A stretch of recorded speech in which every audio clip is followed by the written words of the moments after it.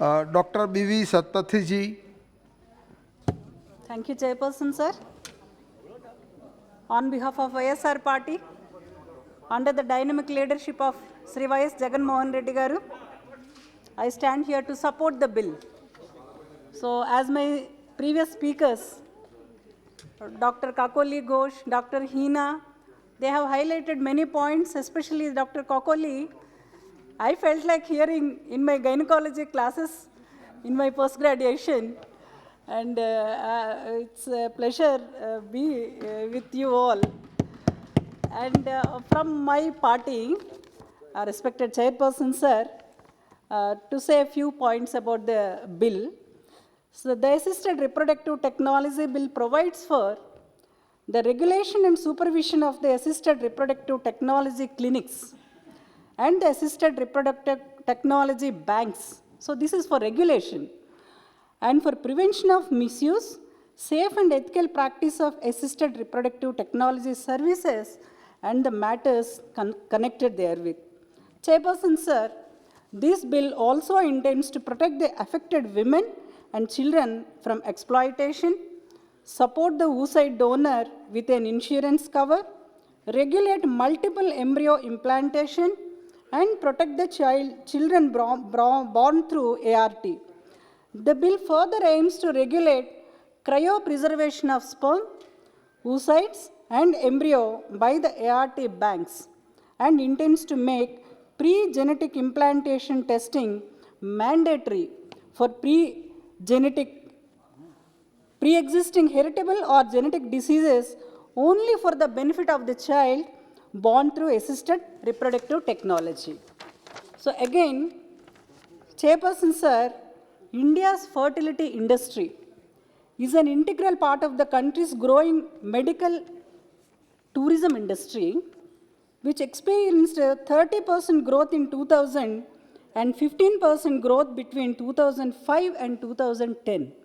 Despite so much activity in India, there is no standardization protocols yet, and reporting is still very inadequate. Furthermore, there are only guidelines of ART and no law still exists. There has been debate on the medical, ethical, and legal aspects of the ART. That's why all this bill regularization came. So to mention a few points, the bill provides that every ART clinic and bank must be registered under the National Registry of Banks and Clinics of India. The National Registry will be established under the bill and will act as a central database with the details of all ART clinics and banks in the country. State governments will appoint registration authorities for facilitating the registration process also. Chairperson, sir, and the rights of a child born through ART, a child born through ART will be deemed to be a biological child of the commissioning couple and will be entitled to the rights and privileges available to a natural child of the commissioning couple. A donor will not have any parental rights over the child. So these are the few regularization points. And regarding the establishment of boards.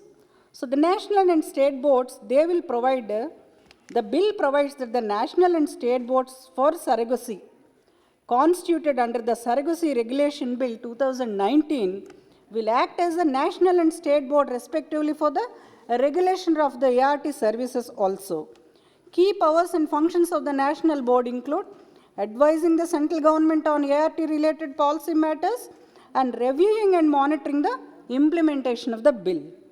Chairperson, sir, any clinic or bank advertising or offering sex-selective ART will be punishable with imprisonment between 5 and 10 years or fine between 10 lakhs and 25 lakhs or both. No court will take cognizance of offences under the bill except on a complaint made by the national or state board or any officer authorized by the boards. Chairperson, sir, and the standing committee also, they made some recommendations. The committee noted that the cost of ART services varies across clinics.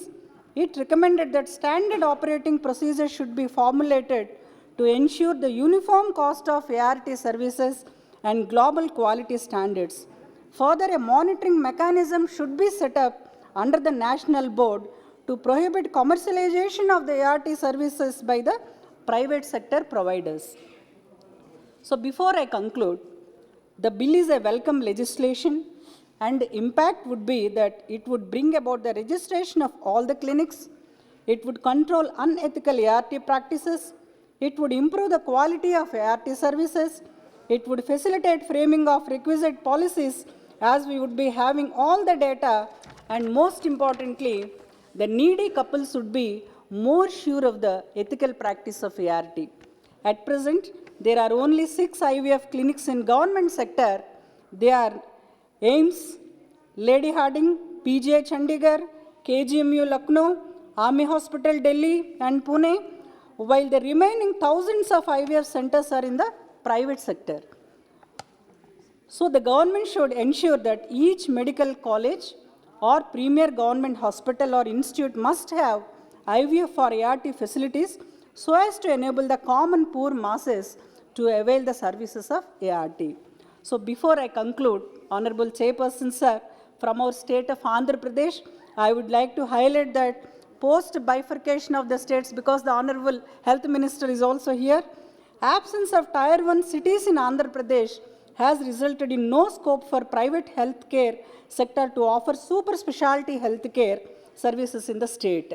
And this is only possible through setting up of public sector institutions. Hence, I would like to request the government through you to approve the proposals for 13 new medical colleges requesting for sanction that have been submitted already by our Honorable Chief Minister Sri Y.S. Jagan Mohan Reddy Garu. Thank you very much for giving me the opportunity to respond on this bill. Thank you very much.